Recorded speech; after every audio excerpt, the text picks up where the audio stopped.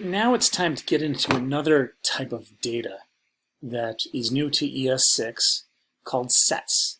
And sets are collections of unique values. Those values can be strings, numbers, or they can be more complicated like objects or arrays. So we're going to take a look at how we'll create sets of arrays. We start with the keyword new set, and we can pass it the array that we want to create. Similar to arrays, if we do new set with empty parentheses, that would be an empty set, same as with arrays.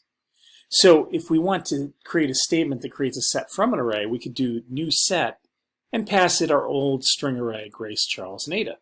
So sets are just a different type of data, and it makes JavaScript a little bit more object-oriented, and you'll see it when you start looking at examples.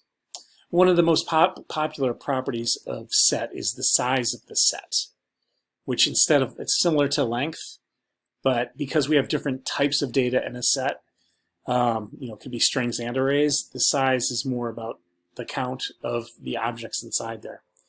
Now, some of the most common methods, and remember this is all ES6, so you won't see it around as much as some of the other constructs which have been around since the inaugural version of JavaScript. But we've got add, delete, clear. These are all set methods. Has, which you can tell probably tests to see if something has a value. For each is a way of cutting through a set. Entries, values, and keys, which we'll go into. You kind of have to see it working to get the idea of it. These really add a unique functionality to JavaScript, and again, it makes JavaScript a little bit more object-oriented than it used to be. So how do we check for values in a set? Well, we use that has, as I referenced in the previous slide. So I can say something like let hasName equals names has Grace. So if Grace is in that set, then it would register true. Now, if I do hasNames equals names.hasLinus, Linus is no longer in that array, therefore it's false. We can add values to a set, very similar to arrays and push, but the size could be 3, it's the 3 names. And if we add Linus, Linus would now be added to the end. And names.size would now be 4. If we add Grace, but Grace is already in this set, remember sets have to be unique values, then the size would retain 4 and Grace would not be added. Now, sets are so unique.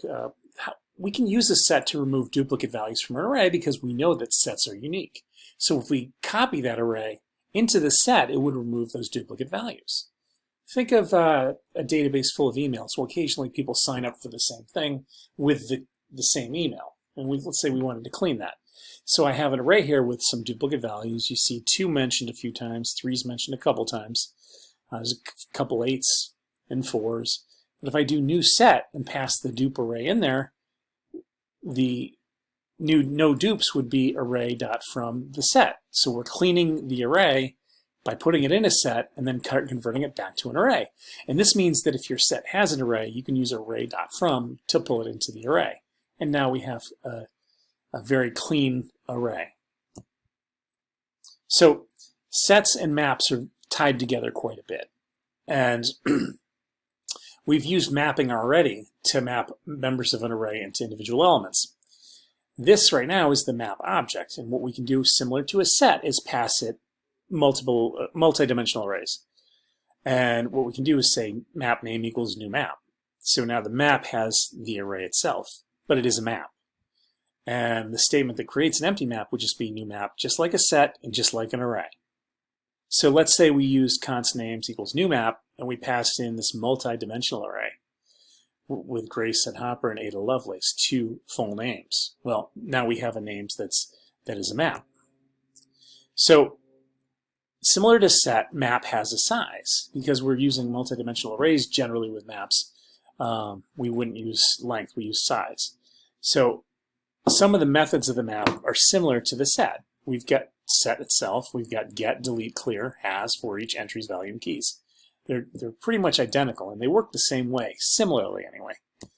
But sets are unique, maps are for multidimensional arrays.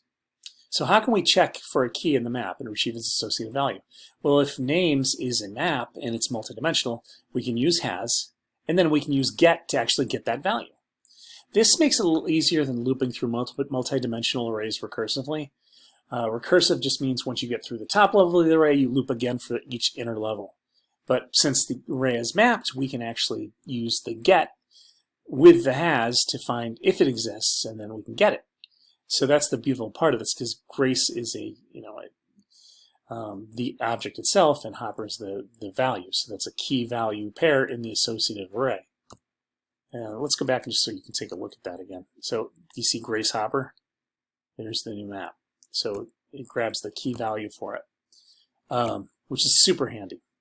Now, how can we add more key value pairs to the map? Well, a lot like set, we can use names.set Charles Babbage. So now the size is 3. If we want to replace an associated value with a key, let's say we went from Grace Hopper to Grace Slick, we could do names.set Grace Slick. And the size is still 3 because what we're doing is we're changing a new value with a key. So Grace was the key and Slick is the value. So we're just resetting the key of Grace to the new last name. Now, just in closing, there's a lot here. So how do we get arrays of the keys and key value pairs of the map? Well, we can use the from method on the array. So if I do arrays from name, I would get full being Grace Slick, Ada Lovelace, and Charles Babbage, because remember we set Charles Babbage to be the new key. Then I can get the first names and use array from names.keys with the parentheses because it is a method, and then I get Grace, Ada, and Charles. So there's a lot to chew on this week. Please take a look at the code, take a look at all the demonstrations in the modules folder this week, and then it'll start to click. But these are all ways to help you, but they're also very ES6 oriented, which means there's a chance you'd get quizzed on this in your job interviews.